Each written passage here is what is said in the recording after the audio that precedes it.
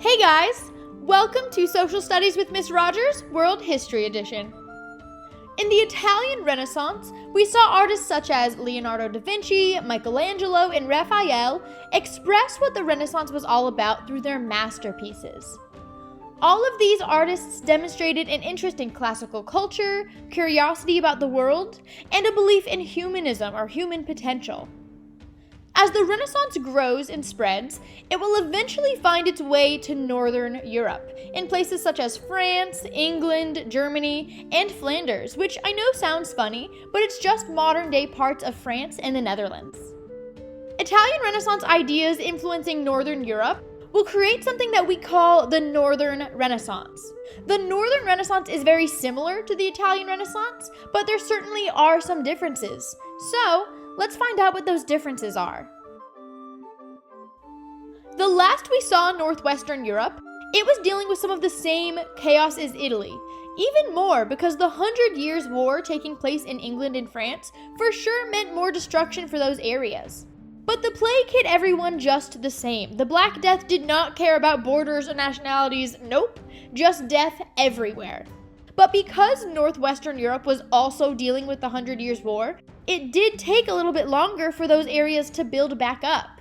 And by the time cities in the northwestern area started growing again, the Italian Renaissance was already happening. Northwestern European kingdoms were different because each nation was united by a king, whereas in Italy, like we saw the other day, there were individual city-states run by wealthy merchant classes. So society was already run a little bit differently in Northern Europe. As cities and kingdoms grew, both nobles and kings became patrons of the arts, just like people in Italian city-states. There were numerous reasons that Italian Renaissance ideas spread from the Italian peninsula to the rest of Northern Europe. Some were friendly and some not as friendly. For example, the French king in 1494 claimed the throne of Naples, right here in southern Italy. This was a giant invasion, and many people, including artists and architects, fled the area and found a safer life in Northern Europe. As they relocated, they brought Renaissance ideas with them. Clearly not the friendliest example. On the other hand, you have scholars from all over Northern Europe studying abroad in Italian city-states, and when they go back home, they bring some of the things they learned in Italy with them. You also have situations where one of the future kings of France, Francis I, invites Leonardo da Vinci to retire in France. And Francis I even hires many Italian artists and architects to rebuild and decorate his castle. Those are definitely more friendly reasons for the spread of the Renaissance. We previously saw in the Italian Renaissance the idea of humanism develop. We talked about how humanism focuses on the individuality of people and saw a societal shift from religious societies to more secular or worldly societies. As humanism grew, it expanded on human potential and achievements, and clearly these ideas of humanism were spread in the north, but Northern Renaissance artists were more interested in realism. In the Northern Renaissance, Flanders became the artistic center of Northern Europe, and Jan van Eyck became the first great Renaissance painter of the area. He used oil-based paints and was known for his unusually realistic details in his paintings, details so great that one could physically feel the personality of the subject he was painting, and this influenced other painters as well. More noteworthy painters included Hans Holbein, who painted portraits so detailed they've been described as photogenic. Hans Holbein painted portraits for one of my favorite historical characters, King Henry VIII of England. We are going to talk about this unique individual, but not today. Soon, don't worry. Humanism both in Italy and in the North began to radicalize, pushing rhetoric, the art of effective and persuasive writing. Humanists believed eloquence could arise only out of a union between wisdom and expressiveness. Eventually, humanism in Northern Europe morphed into something new called Christian humanism. And Christian humanism was similar in some ways to regular humanism, but different in others. For starters, education in classical Greek and Roman culture was a must, of course, just like regular Italian humanism. On the other hand, Christian humanism focused on the translation of religious texts into vernacular. We know that regular humanism was big on secular things, worldly things, individuals and their impact, but Christian humanism still very much focused on Christianity. Latin and Greek were being taught, and that became a little bit problematic. If I handed you a document that was written in Old English, sure, you would physically be able to read it, but you would most likely have no idea what it said, because languages change and morph over time. As the Renaissance started teaching more modern versions of Greek and Latin, it became problematic when individuals started rethinking how to read texts like the Bible when issues of both translations and language changing over time came into play. Christian humanists believed they could change the world and make it a better place through Christianity, and they believed in education through Christianity, but Christianity done right. One of the most famous Christian humanists was Desiderius Erasmus. He believed that Christianity in the heart was better than Christianity on paper, meaning that just because you go to church and do all of the in-public Christian things right, does not mean your heart's in the right place. He encouraged people to do better by studying the Bible.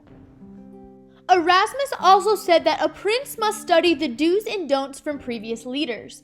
Reading about how successful ancient leaders were based off of their decisions will help guide future leaders in the right direction. He said a prince must figure out how ancient leaders kept the peace and led their people to greatness, and apply those characteristics to their own rule. Erasmus had a friend named Thomas More who wrote the book Utopia. In this book, society sees reason and logic instead of struggle and poverty. It was kind of strange because More was a devout Catholic, but the characters in his book just weren't.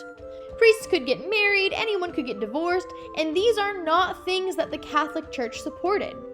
But More believed that Christian humanism could lead to peace and prosperity, and that if done right, people could obtain their own utopia. Another reform that tried to take root was the women's reform. Most people in this time period who could afford to send their kids to school only sent their sons. One author named Christine de Pizan was the first to really question, why is there such a discrepancy? Why do more families not send their daughters to school? Christine was very educated, but she was definitely an outlier. We mentioned that Renaissance women were much more educated than medieval women, but that bar was not set high. That was not the standard to strive for. Christine de Pizan was one of the first females to actually make a living as a writer. Another spectacular woman during this time period was Queen Elizabeth I of England. Queen Elizabeth was very educated. She spoke 4 languages, she wrote poetry and music, and she did a lot to promote the development of English art and culture. She was so influential that the artistic era in England during her reign is literally named after her, the Elizabethan era. The most noteworthy person from this era would be none other than William Shakespeare. There's no way you haven't heard of this man. He wrote some of the best known plays in the entire world, such as Romeo and Juliet, Macbeth, and Hamlet. Fun fact, if you've seen The Lion King, you've actually seen a kid-friendly version of one of Shakespeare's plays. The Lion King is based off of the play Hamlet. You would really be surprised where most of these Disney movies come from and what they're based off of. I still love them though. Am I one of those adults that really loves Disney movies? Yes, I am, and I'm not ashamed. One of the biggest aspects of the Renaissance was movable type printing.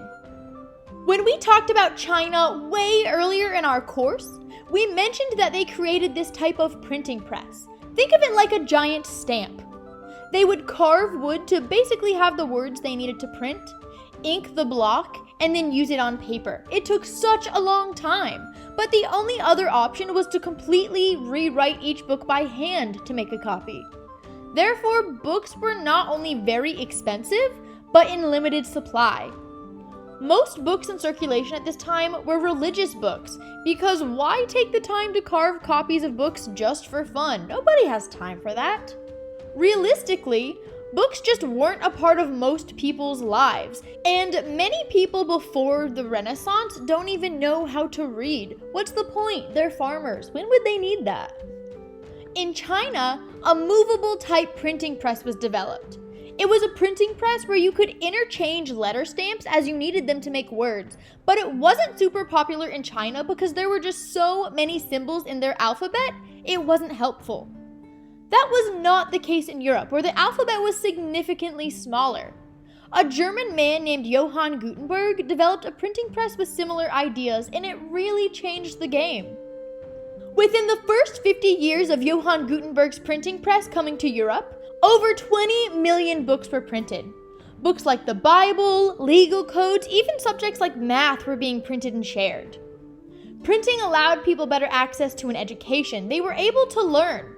It promoted knowledge about the laws in one's area, knowledge about religious works, travel guides, plays, short stories. Society as a whole was just becoming so much more educated. And it was the development of the printing press that really made these long-lasting legacies of the Renaissance so monumental. Society as a whole is more educated now than they ever have been, and people are thirsty for more knowledge. They want to travel, to explore, and learn of new places and new things. And education during the Renaissance wasn't even just about going out and learning of new experiences, but also about getting more comfortable with how things worked at home. What does it mean to be a citizen of whatever kingdom I'm a part of? And how does the government impact me? How does the church impact me? When people are uneducated, they typically look to those who know more to guide them, because clearly they would know better, right? Now that people genuinely know what's going on in the world around them, they're better able to think for themselves. They don't need a king to tell them what to think. They don't necessarily need the church to tell them what to think. And this is going to lead to more changes in society later on. The European Renaissance was a period of great artistic and social change. It marked a break with medieval ideas focused around the church, and the Renaissance belief of the dignity of individuals played a key role in the gradual rise of more democratic ideas. Furthermore, the impact of the movable type printing press was tremendous. There really is no way to exaggerate how great this was for Europe. Some historians genuinely believe that the creation of this type of printing press was more dramatic than the invention of personal computers in the modern age. The new ideas that will spring from the Renaissance will bring us to our next topic, which will be the Reformation, specifically the Protestant Reformation. We'll focus on that in our next class, so until then, have a fabulous day. I'll see you guys then.